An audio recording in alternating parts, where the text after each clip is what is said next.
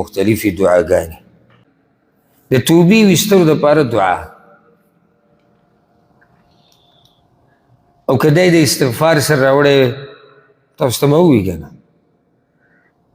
دا بعض دعاګانې داسې چې ما لیکلي وي، ترتیب مې جمع کړی، بیا د هغې نه بعد نورې مې ذهن ته راغلي. بیا اوس به کوم ډېرې په دې منځ منځ کې مې نورې ذهن ته راشي، چا په دې کتاب کې نشته، زه به هغه پکې ورې نه اچوي.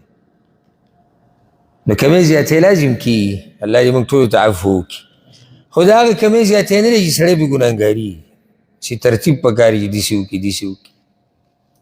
دا روایت امام حاکم راوړی دی او ډېر ناشنا روایت دی، ډېرو خلکو ته نه دی معلوم، په دعوې سره یې ویل. ابو الدرداء رضی الله عنه د رسول صلی الله علیه وسلم نه دا خبر را نقل کوي، وی کل شیء یتکلم به ابن آدم فانه مکتوب علیه. د آدم بچی چې هره خبره کوي دا د ده په عملنامه کې لیکلی کېږي او د دې به ورسره حساب کېږي. فاذا اخطأ خطیئة فاحب ان یتوب الی الله. نو که دی غواړي ګناه ترې وشو او غواړي چې توبه وباسي، تاسو نه خو به ګناهونه نه کېږي، بیا ستاسو لپاره به دا نه وي کېږي. اگر یې غلی شو ما که تاسو صفایي د ګناهونو نه، نو بیا خو ستاسو لپاره نه دی. که چا نه ګناه وشو توبه وباسي،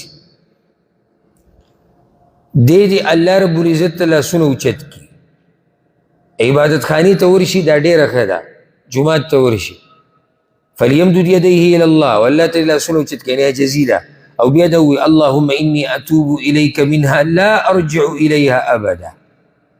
یا الله زه تا ته توبه وباسم د دې کار نه، هېڅ چېرته به دې ته نه واپس کېږم. معنی دا چې توبه د زړه نه ده، لکه چې نه واپس کېږي.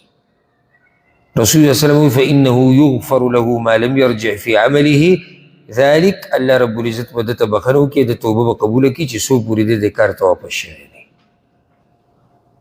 نو ډېر اسانه دعا ده او ذکر دی. څه کتاب ته ګورئ او غلي ناستې ارجع الیها ابدا. اللهم انی اتوب الیک منها لا ارجع الیها ابدا.